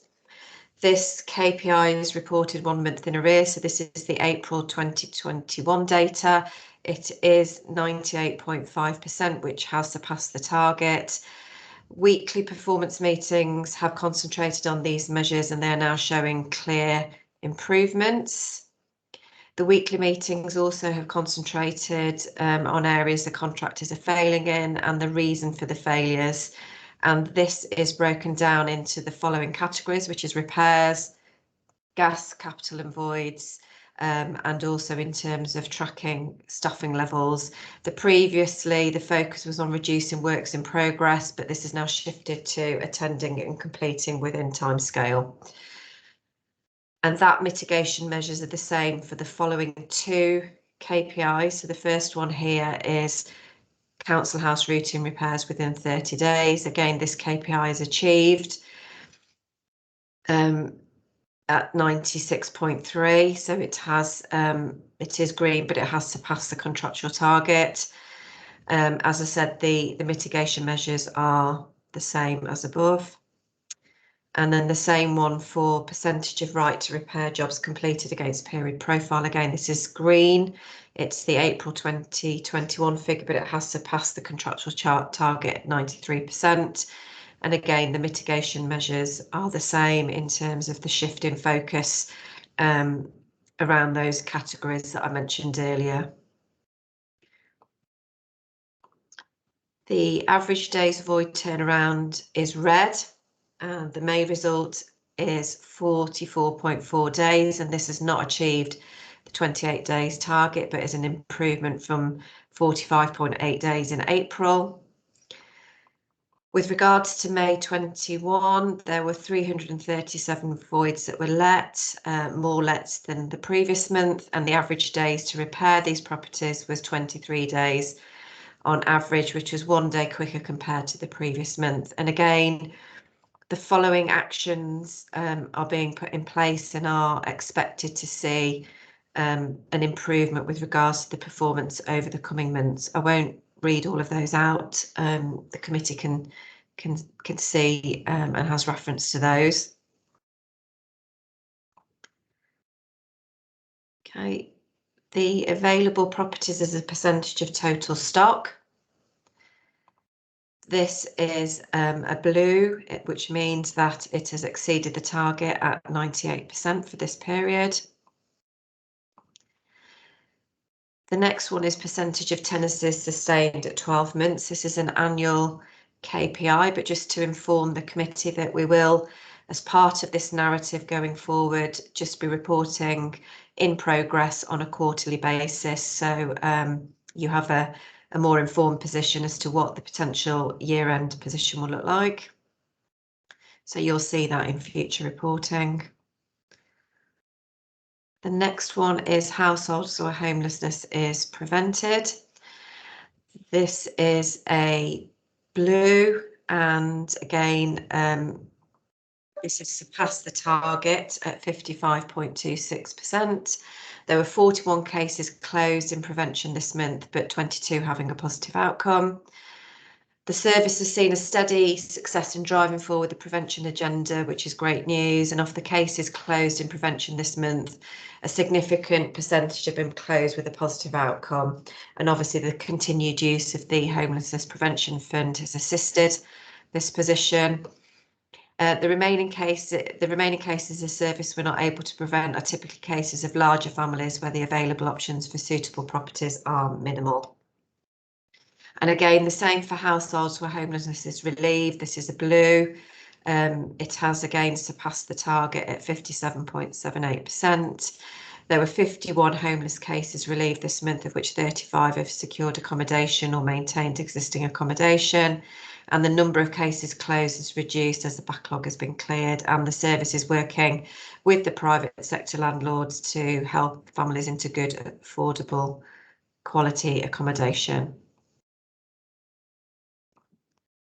The next one is amber. This is the minimising the number of households living in temporary accommodation per 1,000 households. This is the snapshot result. It hasn't quite met the target, but is still within tolerance and is better than the national average across the other local authorities. The snapshot does represent a total of 3,594 households in temporary accommodation. And as of the 28th of May, the number of households accommodated in temporary accommodation outside of the city was 350, and that includes 112 households within bed and breakfast outside the city. And again, the mitigations to try and minimise the impact and stabilise the performance with regards to this KPI is listed as below here. Okay, just moving on. So percentage of residents allocated a BCC housing tenancy. This is a snapshot result of 1.90%. This is equivalent to 337 new tenancies being led out of 18,058, which is the number of current applicants included on the housing register. So again, we can see here for this particular KPI that the demand outstrips the supply significantly. Okay, the next one is the number of properties improved in the private rented sector as a result of local authority intervention. This is blue. So again, it has surpassed the target and the result is 53. Again, from the 1st of June 21, changes have been made to the notice period that landlords are required to give to tenants. In most cases, the notice period must be at least 4 months, or where the rent arrears are less than 4 months, the notice period is 2 months. For serious cases, including rent arrears of 4 months or more, the notice period are 2 to 4 weeks, and landlords are now able to progress possession claims through the courts. So bailiffs can also send out eviction notices and enforce them. However, they have been asked not to carry out evictions for anyone in the property that has COVID-19 symptoms or is self-isolating. So some changes in effect from June 2021. The service continues to receive high volume of referrals for assistance, and disrepair continues to be the main reason for this assistance. The next KPI is blue, so this is private sector empty properties brought back into use. The year-to-date figure result is 50, which has surpassed the target for this period. And then the last one under housing is the state of the city measure, which is reducing the number of rough sleepers. And this is obviously an annual count that will happen towards the end of the year. So we'll report on that formally after the count has taken place. And then moving on to city operations, we obviously have the waste performance measures. And again, it's a very similar format in terms of the summary. So we can see at a glance the RAG rating for each of the measures, and again the same format with the visual and also in terms of the exceptions reporting. So just taking you to the main report. So the first measure here is level of street cleanliness as assessed by LAMS. This is a quarterly measure as previously reported to the committee. This one is in fact reported a month in arrears. So the Q1 performance will be available within the July report, which is month 4. The next measure is increased recycling, reuse and green waste. This is both with and without bottom ash. This KPI is reported 1 month in arrears as well. So the estimated April 21 result is 42.90%, which has achieved the target of 42% for this period. And the target profile has been set to reflect the planned shutdown of the Tyseley ERF in June, or that took place in June, apologies.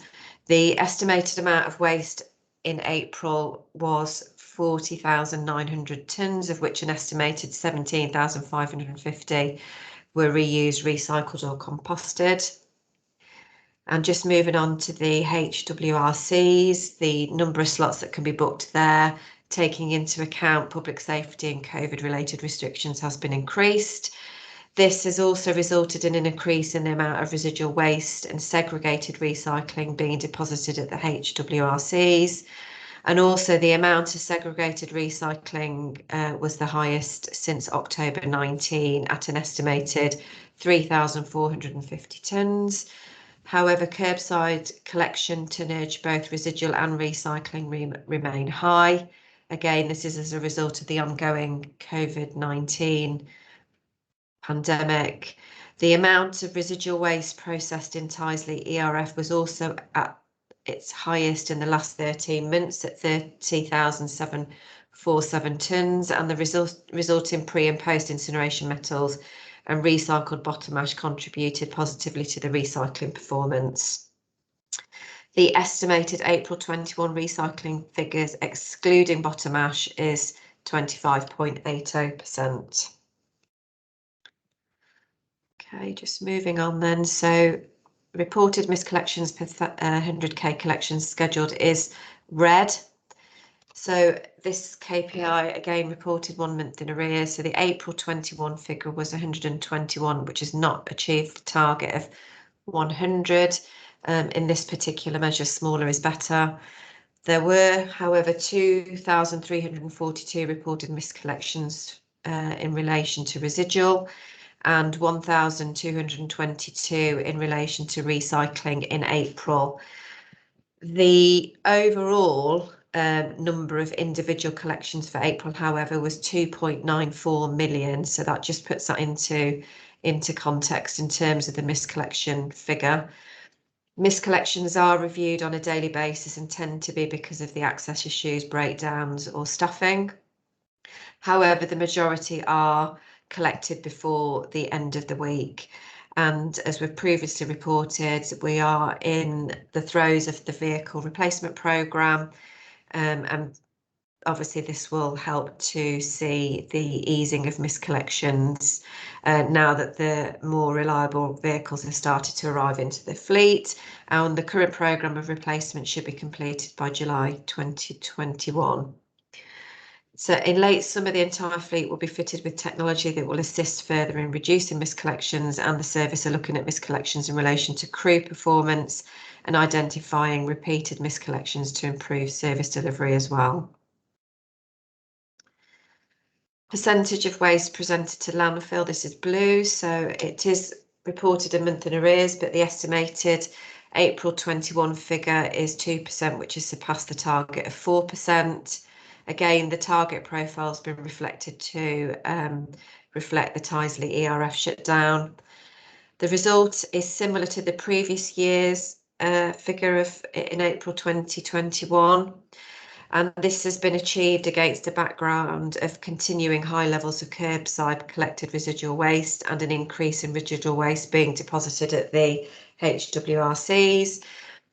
The amount of residual waste processed at the Tyseley ERF was also, again, as mentioned, at its highest in the last 13 months at 3,747 tonnes, which is more than the estimated amount of residual waste arising in April 21. In April 21, no residual waste was sent directly to landfill. The only waste sent to landfill was predominantly post-incineration fly ash, with some small amounts of rejected recycling materials and asbestos.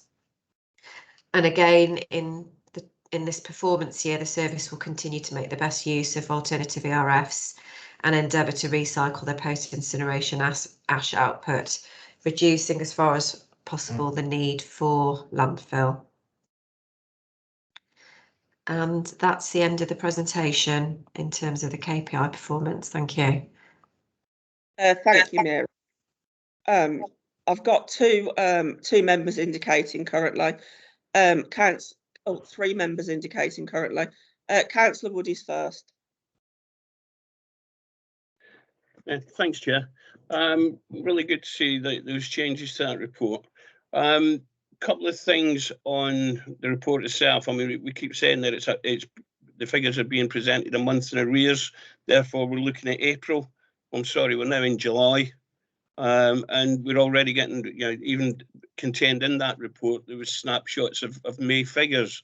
So I'm a bit confused as to why, if we can get figures for May for some departments, why can't we get the figures for May across the whole report? And I do believe that that question's been raised before. So I'm just a little bit concerned that we're looking at April figures and we're now in July. On a specific one, the report with regards to the percentage of residents allocated a BCC housing tenancy, It highlights on there that there are currently just over 18,000 applicants on the housing register. I do wonder if somewhere we could obtain a report that what sort of housing those 18,000 applicants are after, i.e. a breakdown of your single bedroom, 2-bedroom, 4-bedroom, 5-bedroom, etc. I think a breakdown of what we actually need would be helpful. I'd also like, and again, it's probably not to form part of this report, but from an information point of view, we've obviously got a great deal of residents who are sitting in current properties waiting on a move to a bigger one, or perhaps into sheltered housing or modified housing. Again, I think I'd like to see figures revolving around that. On the responsive repairs, etc. I know that again we've had discussions about this at previous meetings. I'd like to see a breakdown on the performance per contractor rather than as a whole. Unless I don't think I'm reading this wrong. I think it's great that our tenants are still enjoying the level of service that we appear to be giving them. But I'd like to see, or I'd like to be able to reassure myself that that performance is being achieved across the whole of the city by all the contractors. And I think that would be a good one to be, if necessary, sitting behind some of these performance monitoring reports. Thanks, Chair. Thank you, Councillor Wood. I think the first question goes to Mira, which is about the reporting period. And then it's John. And my apologies, Gary, I didn't realise you were with us. That's my mistake, but thank you for being here. So we'll go to Mira first and then we'll go to John and Gary. Thank you, Chair. I think we just need to recognise that the performance reporting is obviously produced in line with the corporate schedule. So this is what I'm presenting to you here is the latest approved directorate reporting that has been presented to the corporate team. We're currently in the throes of doing month 3, which is the Q1 reporting position, which will be April, May and June. So this is the most up-to-date and latest signed off and approved performance report. Appreciate that some of the measures in the report itself are reported in arrears. That's been discussed and agreed with the specific service areas, and I know that the service areas do have more can provide more up-to-date information if required. But in terms of meeting the requirements of the corporate performance reporting timetable, this is I can confirm that this is the most up-to-date report that we're able to present at the moment. So it is in line with our corporate performance reporting. As I said, we're currently in the process of producing Q1 performance. And I do appreciate the comment. I do appreciate the comments and take those on board. But this is in line with the corporate performance reporting timetable. Okay, thank you, Mira. I know that we've asked to speak to Councillor Jones about the performance reporting generally overall in the council. So I feel that's something we might raise with her. I'm going to bring John and Gary in, and then I will let you come back, Councillor Wood. I think the first were effectively for Gary, so I'll pass over to Gary and then come in on the other one. Thank you, John. Thank you, Councillor. Good afternoon, everybody. Yes, it's a fair point. Look, there's no denying the fact that we've got a huge waiting list, 18,000, which is correct. And one of the big issues that we have, our stock of 60-odd thousand, over half of it is for smaller families, and our biggest problem is larger families, as I just alluded to in my comments. It's 600 that want 5 bedrooms or more, so it makes it very challenging for us. And as I said, that's the large ones. A lot of the majority are sort of looking for seeking larger accommodation, which isn't straightforward. But we do have records which I can actually sort of like get hold of and obviously sort of like circulate them to you guys. So happy to do that. But as I said, it will show you the breakdown in terms of our need, but it's significant to say the least. That would be really helpful, Gary. We won't necessarily take it as a performance report. We'll circulate it to members, and then if members want to bring it up as a committee item in future, we will do. But that's really helpful to be able to look at that breakdown. Thank you. No worries. And I'm sorry I didn't realise you were in the meeting. That's fine, Councillor. Don't worry at all.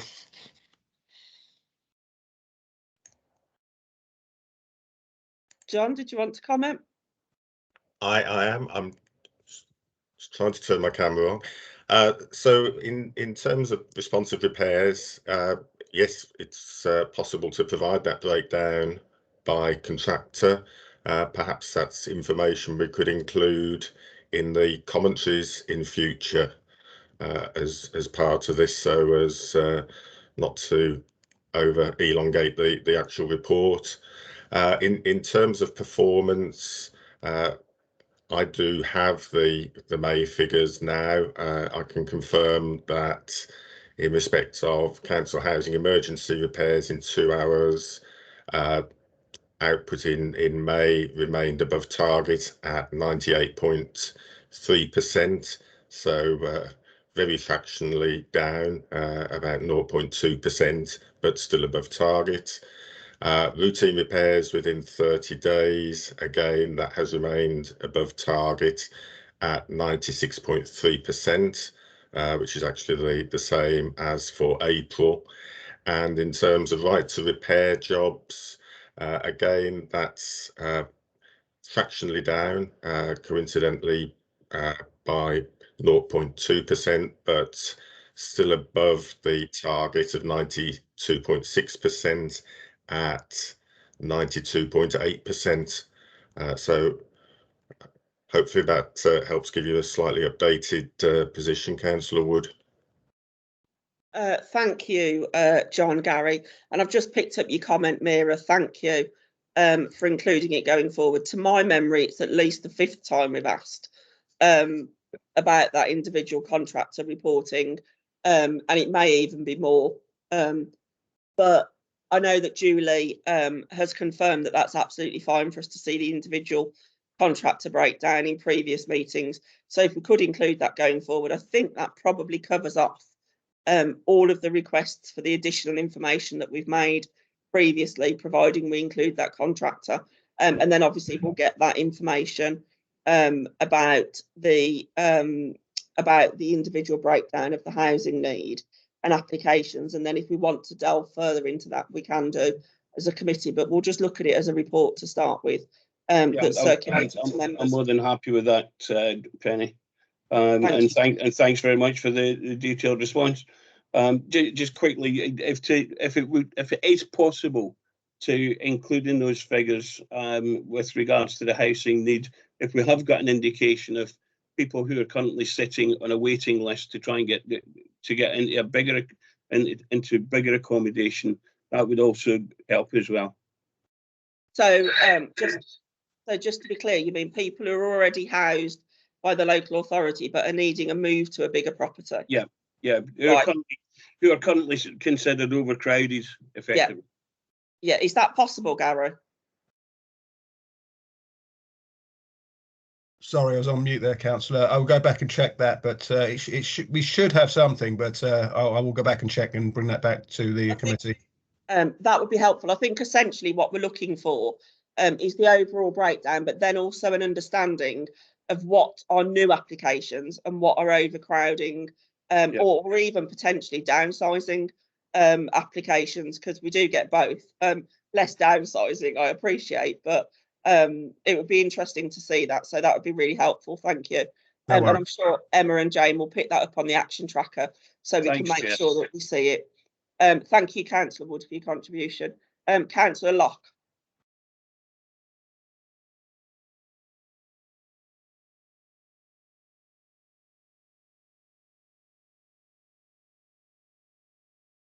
Councillor Locke? Yeah, it's all right. I'll put myself. Sorry. Did they? Have you got a list of like people who may be living in like a 3-bedroom property, you know, an elderly person, not doesn't have to be elderly, one person living in a 4-bedroom house and could downsize, you know, to give to a family. And also, I don't know whether Darren's still here. How is the vehicle replacement going? So that first one, I think, is probably to Gary or John. John. I think we've probably covered that off, but by all means answer it again, and then we'll bring Darren in. Yeah, I'm quite happy to cover on the downsizing. We will have that information, and we do look through our local housing teams to try and proactively speak to people who are under occupying larger family housing with a view to downsizing. We still operate what we call the Wise Move scheme, that is designed to provide help and support for people in that situation, helping them to find a more suitable property, the machinations of the moving process, which can be quite a trial or trauma for anyone. And quite obviously, as you say, Councillor, a lot of these people will be elderly, so it is something quite significant, but we'll provide support around that if they need things like new white goods, for example, because their existing appliances wouldn't fit, extra support with decorating, etc. And we're looking really at the moment at how we can further expand that scheme, using that as an assistive tool, and very much as we can become much more proactive in housing management now as the restrictions ease. Thank you, John. Before I bring Darren in, I think it's probably just worth mentioning that is entirely based on consent, though. Nobody's required to move unless they wish to. But if somebody is looking to downsize, I believe our policy is that we will do everything within our power to assist them, so that we free that property up for a larger family. But it is important to remember that it's entirely based on consent, because that tenant's rights are based in law. Just to be really clear, because nobody wants us to see people being forced to move. And sometimes these things get misreported. So I'm just making sure that we're clear that it's all consensual.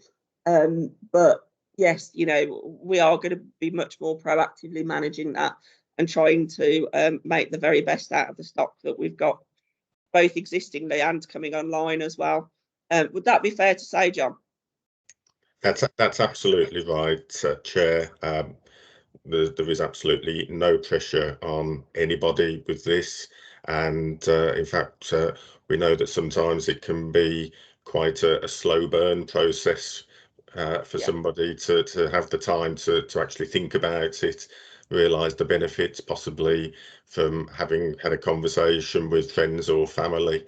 So there's no pressure whatsoever, but we look for it to be where we can make it happen. It's mutually beneficial for both parties. We gain a larger family home and help somebody move into somewhere that's actually much more suitable for them, probably easier and cheaper to heat, etc. And often a newer property actually is often the case, because we are still building smaller properties, so often they end up with a newer property that's much more easy to manage for them as well. But you know, it's all consensual. Darren, can I bring you in on the last one?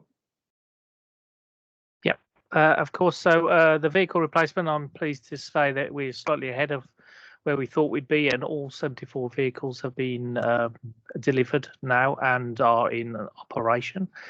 We are currently now working on phase 2, which will bring more vehicles in next year when we get our next allocation of capital, and then a further phase the year after when we get another allocation of resources. But all 74 vehicles have already been introduced and are out working on our streets now. Oh, good. We look forward to less missed collections then. Yes. Thank you, That's the Darren. hope. I don't want Thanks. to be hearing that a vehicle has broken down. Actually, to be fair, there's a valid question in there. How much of our fleet is new and how much of our fleet is older vehicles, or is all 74 of them new vehicles? I don't know what the fleet is, I'm sorry. Yeah, no, so we run around about 197 rounds a day, Right. and 74 new ones. And then on top of that, we've got street cleansing as well. So there's still a significant number that we are due to replace, and that will be in phase 2 and phase 3. We have had the new vehicles snagging issues. Vehicles do break down, hydraulics and all sorts of things. They're complicated pieces of kit, but the reliability will be generally much better than some of the fleet that we've been driving around, which is 10 years old. Okay, thanks, Darren. That's actually really helpful to know the percentage of the new fleet versus, you know, the existence of it. I'm a bad counsellor. I didn't know how many vehicles we operated, so do forgive me. Do you want to come back on anything, Councillor Locke? Thank you, Chair. No. Okay, Councillor Bridle. Yeah, mine's very quick. I wanted to ask Councillor O'Shea and Darren whether we have thought about having any performance information around grass cutting of our parks and our open spaces and villages. So that was that question. And the second point was just about the housing stuff, that this City Housing Liaison Board report that's been coming to us kind of individually as committee members. I think there is some useful information in there that maybe could be pulled out, because I think that does show performance of contractor, and it shows it by area, and a number of things are shown performance by area. So I think it may be worth having a look at that, see whether some of that information could be brought to committee so that we can have a look at it here. Those are the 2 points. That's really helpful. Before I bring Darren in, shall we pick that up if we manage to have that meeting next week, Councillor Bridle, where we look at the work programme? Because obviously, as Vice Chair, you're going to be involved in planning some of that. So we'll pick that up when we have that conversation next week, if that's okay. That's fine. Yeah. Okay. Darren, do you want to answer those comments? Yeah, we did have a grounds maintenance performance indicator. Certainly one that we monitor, both grounds maintenance, all the tasks against the program, and also the quality of the work against the program. So it is information that we do hold, and again, it's reviewed on a monthly basis with the operational staff that are carrying out that. So to bring back, we did have a performance measure for grounds maintenance. But okay. Chair, if I could just pop in for a sec, just say that's included in the performance stats reported to Cabinet last week. So we actually included, because I wanted to have some stats about performance against the contractual terms. So that's in there. I think memory, it's something like 88%.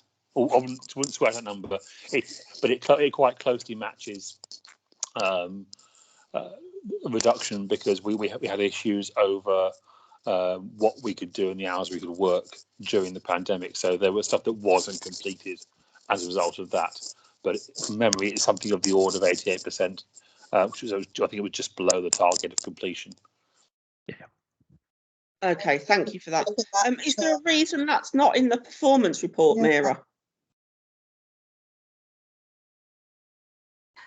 I understood that it was the waste measures that needed to be included, but there's absolutely no reason why that can't be included going forward. So happy to do that. Yeah, that would be really, really helpful. Thank you. That's no problem. That's brilliant. Thank you. Did you want to come back at all, Councillor Bridle? No, that's fine. Thank you. Thanks. Okay. Anybody else got any questions? Because I don't see anybody indicating. No? Okay. Well, thank you all very much. Your attendance is much appreciated. We've just got a few last bits to finish off as a committee. You're welcome to hang around, but equally, I I know you're all very busy people, so you know, you're very welcome to log off as well if you want to. Thank you to Councillor O'Shea. Thank you to Darren. Thank you to Mira. Thank you to John, and thank you to Gary. Everybody who's turned up so far to help us with today's committee. So thank you all very much. So moving on, I believe the next item is the work programme, which we've drafted out, have agreed, and it's just for discussion today, and anything you want to flag up. I am aware, I've just seen Councillor Wood indicate, I am aware there's an issue that came to us about a letter from Mr. Jennifer that we missed. So I will hold my hands up to that. That's entirely our fault. But Emma and Jane can address that now. Does one of you want to speak to the work programme, and then I'll bring Councillor Wood in? Thank you, Chair. Yeah, I don't think there's much more to add to what's already on the work programme. We've obviously still got some items to be programmed, and we're working with officers to programme those in. So it is as it stands at the moment, but we will keep you informed. Okay, thank you. Councillor Wood.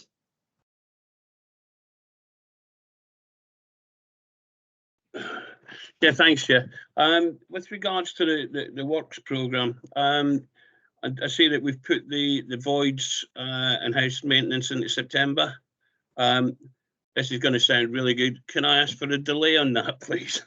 The reason being I'm due to go into hospital in September, and obviously with it being within my portfolio, I really would like to take part in it. I think we can arrange that, Councillor Wood. Do any members have any objections? No, I think we're happy to. We will look at it, and without intruding on your personal space, we wish you luck with whatever it is that needs to be going on there. But we can certainly reprogram that. That's not a problem, Councillor Wood. Thanks very much, Chair. Emma? Yeah, sorry, can I just clarify, Councillor Wood? It's just the voids item that you want put back? Yeah. Okay. Yeah, specifically the voids, because it was the voids that I actually asked for. Yeah. So if you could, okay, that'd be great. With just on the subject of the voids thing, could we also try and program in as part of that a visit to 2 or 3 of our void properties to see what we actually get when somebody moves out? I think we could do that. I think it would do us the world of good to see how some of our properties are left. Yeah, I think actually potentially we could have a look at a void property and a property that's just about to be let, so we can see what the different standard is between what we're left with and then what we present a tenant with. Yeah, I think both examples would be very welcome, because I think it's important that we see what we expect a tenant to accept, as well as we seeing what a tenant leaves behind. Okay. Yeah, we might do that. I might try and program that for August on the basis we don't have a meeting. I know that some members will be away, but at the moment it doesn't look like anybody's going anywhere very exotic anytime soon. But we might try and do the visit in August, and then we'll delay the discussion at committee until you're back, Councillor Wood. Yeah, thanks for that, Chair. No problem. Anything else on the work programme? No? Okay, lovely. The date of the next meeting will be the 23rd of September. That will be in person at 2 o'clock in the BMI, in the main hall, which I believe is where we met last time. So it's a little bit of time because we met early this month and late in September, so it's a little bit of time. But according to members' schedules, we will do some of the informal work between now and then, just so that we, you know, keep ourselves busy, so to speak. And it gives us a good opportunity to get some of that informal work done. But we will work around members' plans and holidays, because obviously August is traditionally a holiday period. Any problems with that? No? Lovely. Is there any other urgent business you'd like us to consider? No? No. Okay, lovely. Thank you all very much for your time this afternoon. And I look forward to seeing you all, if not before, in September. Stay safe and stay well. And I'll speak to you all soon. See you Tuesday. Bye. Bye. Bye.